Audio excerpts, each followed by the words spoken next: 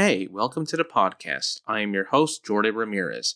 As much as I want to stay positive during these times, I am also very attentive when it comes to the news relating to the upcoming 2024 presidential election. While the current president right now is facing low approval ratings if the election were held today, the election is only less than a year away, and the polls can change over time.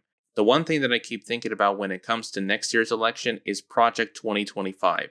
For those who are not sure about what this project entails, it is a transition project that would further remake our federal government as well as giving the President of the United States total and complete control of the government agencies that would no longer be independent. The independent watchdog group Global Project Against Hate and Extremism recently put out a full 13-point analysis about what the whole project and how it can lead the United States into a backsliding nation that would become an autocracy. GPAHE said of this right-wing mandate from the Heritage Foundation, Project 2025 is an authoritarian roadmap to dismantling a thriving, inclusive democracy for all. Some of the detailed efforts in this project include gutting civil service, reversing progress on racial equality, destroy LGBTQ+ rights, restrict reproductive freedom, impose hardline immigration rules, roll back climate action, and woke military policies, overhaul public education, and curb human rights. The report obtained from Common Dream states the path to authoritarianism usually first involves democratic backsliding, propelled by political figures and parties with authoritarian instinct to employ specific tactics. These factors are evident in Project 2025, which explicitly advocates politicizing independent institutions by replacing the federal bureaucracy with conservative activists and removing independence for many agencies. If you don't think that makes you have a chill in your spine, at a New Hampshire campaign rally on Veterans Day on Saturday, the former president said that he would pledge to root out the communist, Marxist, fascist, and the radical left thugs that live like vermin within the confines of our country. And the threat from outside forces is far less sinister, dangerous, and grave than the threat from within. Those comments can only be described as one word: fascist. And that's who he is.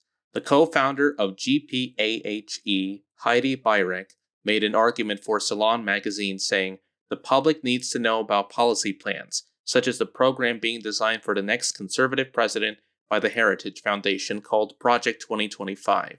She also said in a statement on Monday, the project does not reflect the values of the American people, and our plea to political leaders and to the media is to accurately describe Project 2025 as a dangerous and unconstitutional attempt to move us towards an authoritarianism guided by Christian nationalism. That report came out the same day that Axios released their news reporting on a similar authoritarian program from the former president's inner circle called Agenda 47. The former president's allies are spending tens of millions of dollars to install a pre-vetted pro-Trump army of up to 54,000 loyalists in legal, judicial, defense, regulatory, and domestic policy jobs. And yet, when we turn to the news media coverage covering these reports of what these people are planning to do behind the scenes and about this fascist rhetoric that is definitely anti-American, the majority of the television and print outlets were silent. It was not covered on the three big broadcast networks such as ABC, CBS, and NBC. Nor was it covered in the big newspapers such as the Los Angeles Times, the New York Times, USA Today, and the Wall Street Journal on their print editions. Instead of focusing on that, the news outlets instead focused on the president's age, which I find quite annoying to be honest. But one news outlet did cover about this, and that was MSNBC, and the major news anchor to cover on what happened was Mehdi Hasan, who talked about it front and center on his very own show. Even Brian Stelter, who recently published his new book, Network of Lies, said this when he was on Ari Melber's show on MSNBC about what the national media needs to do for its part for the upcoming election. Big picture, when you look at those headlines, you look at the authoritarian language, what is the best way from what we've learned to deal with Donald Trump in the press now? I think we're past the realm of fact-checking now. You know, you, I, lots of us talked during the 2016 campaign and through the Trump presidency about fact-checking. It was very important and it remains important, but we're beyond that now. What we heard from Trump over the weekend was isolationist, fascist rhetoric. Isolationist, because oftentimes fascism is associated with Hitler, expansionist power, wartime power. Trump, of course, isolationist, but it was fascist rhetoric. When you wrote for the New York Times, do you ever remember calling any American politician fascist? No, because none were at the time. But thankfully, many guests on this network have been calling it out. And that's what we have to do. We have to call it like it is. But I think fact-checking is not enough at this point, all right? We need reality checking. We need narrative checking. Most of all, we need history checking. We need a whole lot more historians on television right now, and not just on cable. We also need them on channels where viewers might not be news junkies, where they're just casual about this, but people desperately need to learn the lessons from the past. What about the issue of overreaction and amplification? I don't know if it's possible. And I understand the counter-argument that coverage of Trump helped him in 2016. Let me define our terms. Yeah. He does X to get a reaction, and X becomes playing on a loop, which, again, we're not seeing that as much right now, I would argue, on most of TV, quite frankly. No, we're not. But that issue. That is an issue, but I think right now we're seeing the opposite. We're actually seeing a absence of coverage, an absence of scrutiny. You mentioned those original headlines, not taking this seriously enough. And I'm not sure that what Trump is saying on a daily basis is actually getting through at all. I wrote a piece for Time today about how the lies are the story. We are used to, in journalism, focusing on what is true. That's what's comfortable for us. But now it's the lies that are the story, the smears that are the story. And so it's going to be a challenge for the next 11 months, because he's likely to be the nominee. How do we tell that story without turning people off, without making it sound like we are choosing a candidate? All we're trying to do is choose the side of the reality, the truth. So my first suggestion is that for anyone who has faith in journalism, in national television news coverage, and in print, is to build up a public pressure campaign to have them accurately report on what is going on, including this case about fascism and about this project, and how we need to take this issue seriously, as well as calling elected leaders to stand up and speak out on this real-life issue in the upcoming 2024 election.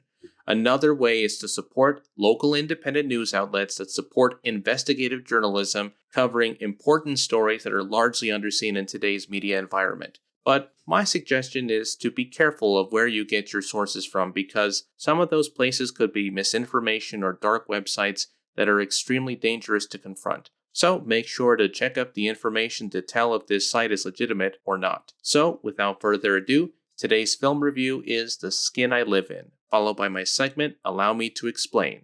And now, as they say, on with the show.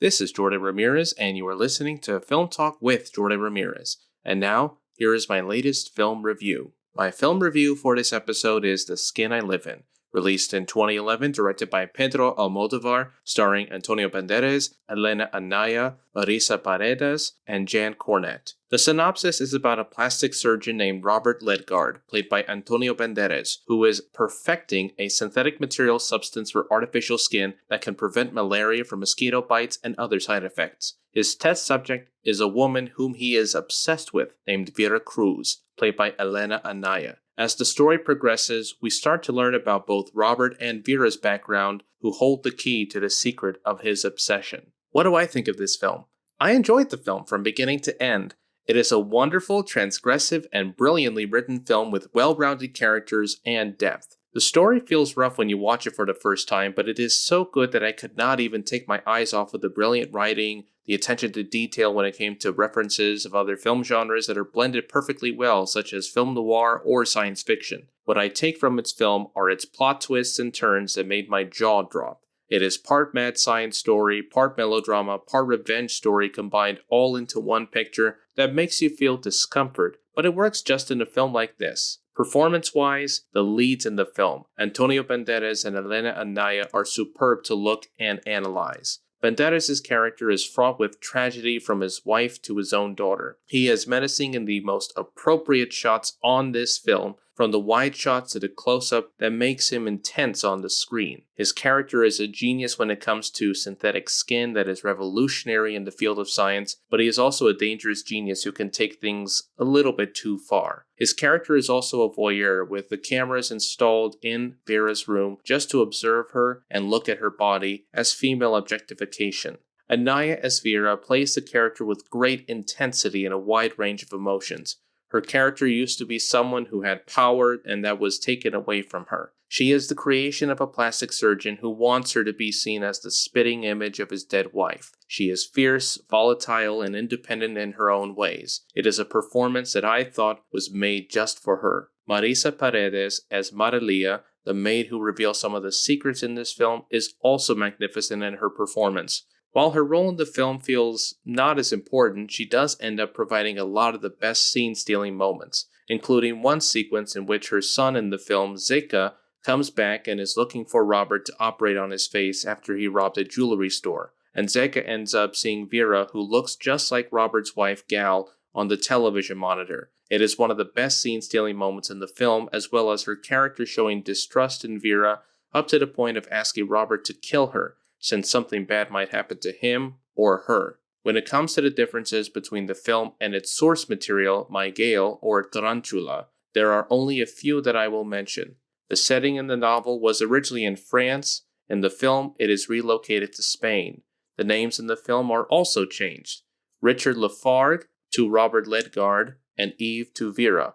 Another big change from the book to the screen is what the plastic surgeon does to Eve/Vera. In the book, Eve is sent to have sex with various men as the plastic surgeon watches her from a one-sided mirror for his sadistic pleasure. In the film, she is kept as a prisoner in her own room under lock and key and becomes mentally unstable. There is so much in the story that is part of the plot that I cannot reveal them to anyone who has not seen it. As I said before, there are a lot of twists and turns in this film that will make your jaw drop. But it's also clever writing that makes it a well-taught thriller from a director who knows his filmic vocabulary. Style-wise, the film does feel like a film noir and thriller that is artistic in its own merits. The story starts out in Vera's room and their everyday routines of yoga and the camera moving around her room with art that is on the table and writing on the wall that is about her identity. But the moment that she starts to slit her own wrist while Robert is watching her on his television monitor from the security cameras installed in her room, that's where it starts to take a turn.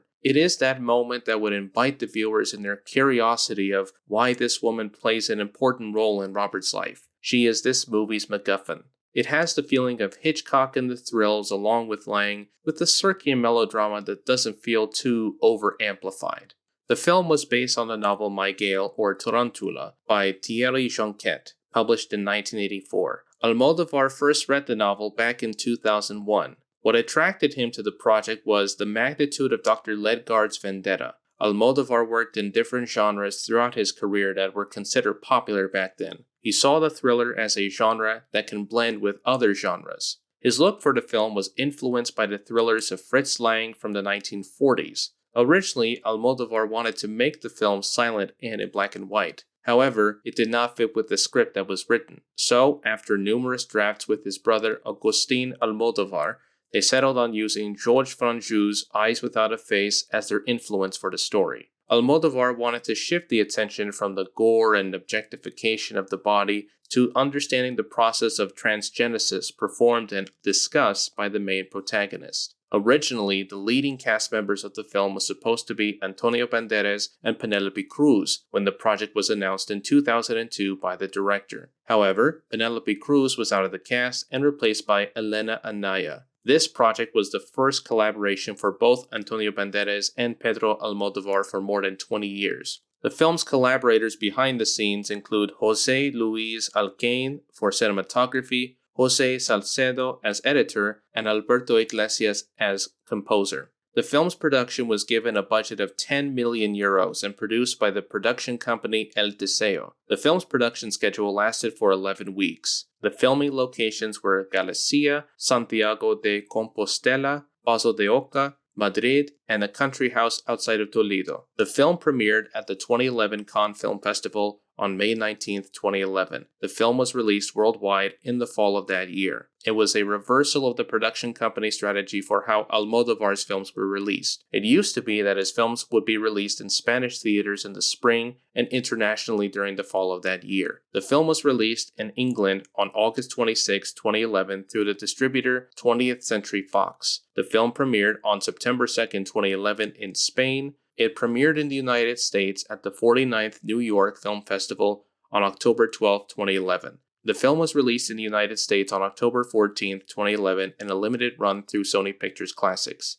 The film received numerous accolades, including 16 nominations at the Goya Awards and winning 4 for Best Actress, Elena Anaya, Best Makeup, Best New Actor, Jean Cornet, and Best Score. Almodóvar's film is ingenious for ignoring the genre's rules and boundaries, and instead becomes an independent standalone film that is both artistic and mysterious, as a complement. I applaud the writing from Pedro and his brother Agustín Almodóvar, the cinematography from José Luis Alcaine, as well as his lighting that gives it a noir look between light and shadow, and also for the melodramatic lighting that stands out in this film. The score by Alberto Iglesias that evokes the musical score from film noirs, thrillers, and melodramas that all feel connected, and the performances from Antonio Banderas, Elena Anaya, Marisa Paredes, and Jean Cornet. We will be right back with my segment, Allow Me to Explain. Florida Representative Angie Nixon this week filed a bill for the upcoming state legislative session to create the Labor Department for the state of Florida. It would reintroduce the Department of Labor in the state for more than 20 years, and I think it's about time.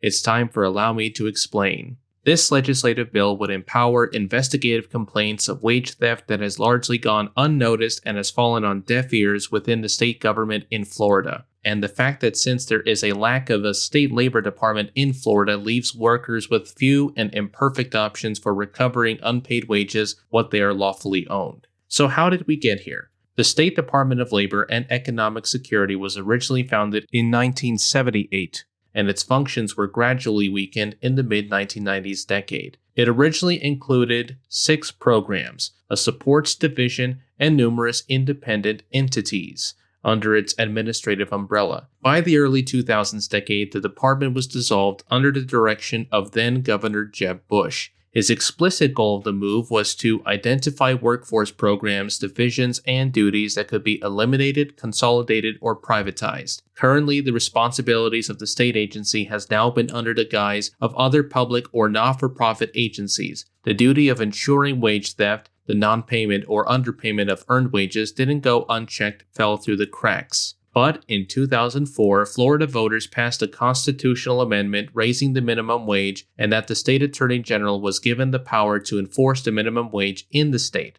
and to also ensure that employers pay their employees what they're lawfully owned. However, the previous state attorney general Pam Bondi and the current state attorney general Ashley Moody have not enforced the state's wage laws, according to the Orlando Weekly. The only institution that is left to pick up the slacks is the Federal Department of Labor, which has challenges of its own from flat funding. For example, in January of this year, the U.S. Department of Labor recovered $244,000 in back wages for 49 employees of Orlando Health Medical Group Urology, after the employer failed to pay overtime premiums, allowed workers to work off the clock, and failed to keep accurate record of hours worked. According to a 2017 report from the Economic Policy Institute, Florida has the highest minimum wage violation rate of the 10 most populous states in the nation. Minimum wage violations have also increased as the state's minimum wage has gone up, which it is currently scheduled to do over the next few years under a $15 minimum wage ballot initiative that was approved by voters in 2020. Some of the local governments in the state have already established local wage recovery programs since Republican lawmakers in the state have tried to undermine unsuccessfully through their local wage theft protection laws. What will this legislation do? It would reestablish the State Department of Labor that would create and empower an agency to crack down on employers that illegally withhold wages or tips from workers. Under this proposal, both the Department of Labor and the State Attorney General would have the full authority to bring civil actions against their employers to enforce Florida's minimum wage. The individuals would maintain the right to file a civil suit. State Representative Nixon. This is particularly important, seeing as how my Republican colleagues are attempting to loosen child labor laws here in Florida this upcoming legislative session. This bill would also create a 9-member community advisory board for the revived department. Under this proposal, the Community Advisory Board would include 4 members representing labor organizations, a representative from the state DOL, a representative of the Florida Chamber of Commerce, and representatives, 1 each, from the State Department of Education and Department of Economic Opportunity. All positions would be unpaid and subject to the approval of the Secretary of the Department of Labor, a new job created by this legislation. The advisory board in this bill would meet 3 times per year and submit an annual report to the DOL secretary recommending changes to existing state policies and programs to ensure worker safety and equity, with particular emphasis on racial equality and low-wage and migrant workers. Well, the bill already has opponents ranging from the Chamber of Commerce and the Florida Home Builders Association, which has sent lobbyists to the state capitol to go against it. Around the same time on Monday, State Representative Tiffany Esposito filed her bill HB 433. This bill would prevent cities and counties from passing local laws that strengthen heat safety requirements in workplaces. Esposito similarly sponsored a new law, the Florida Residential Landlord and Tenant Act, that prevents local governments from passing or maintaining local laws that offer renters protections that are stronger than state law. So what can we do about this? Well, the best thing that we can do right now is to educate the public on the need for a State Department of Labor and why an important piece of legislation from Representative Nixon is useful when it comes to wage theft that disproportionately affects not just low-income employees, but also people of color and immigrants in the state of Florida as well. This is not a partisan issue that should be politicized for profit, but instead it should be seen as bipartisan since this is an issue that resonates on both sides that is desperately needed when it comes to labor unions that we have seen all across the country during the summer. You can discuss the issue with your family members and friends, call your state lawmakers, and let them know why you care about this bill and what it would do for the state of Florida. You can also create videos and posts on your social media feeds to spread the word around or let others know why this is an important topic for the upcoming 2024 election. This has been Allow Me to Explain.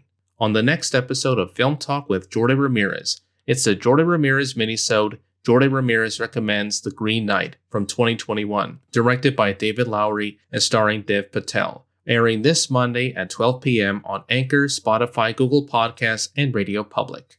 You have been listening to Film Talk with Jordan Ramirez. This series is now available to listen to at 4 p.m. on Anchor, Spotify, Google Podcasts, and Radio Public every Friday. And my minisodes, Jordan Ramirez Recommends, every Monday at 12 p.m. on Anchor, Spotify, Google Podcasts, and Radio Public. And just as a reminder to make sure to like and subscribe to my podcast on Spotify. Make sure to go to my blog website at filmtalkwithjordanramirezpodcast.wordpress.com with my latest podcast episode on the page labeled Episodes. You can contact me on my social media feeds such as LinkedIn, Facebook, and Instagram. I am also available on Letterboxd. Check out my YouTube channel as well, Film Talk with Jordan Ramirez, and make sure to like and subscribe.